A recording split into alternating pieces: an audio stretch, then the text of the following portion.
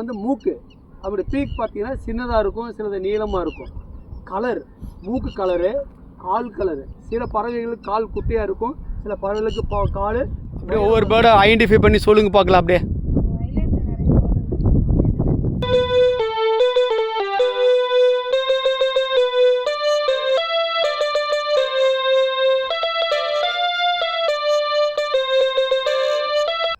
Watch பண்ணி பார்த்தீங்கன்னா அதோட உடம்புல வந்து பின்னாடி முதுகில் வந்து ஒரு பிங்க் கலர் ஷேடு பெயிண்ட் அடிச்ச மாதிரி இருக்கும். சூப்பர். இது பார்த்தீங்களாப்பா? சரி, இது எங்கே இருக்குது கண்டுபிடி?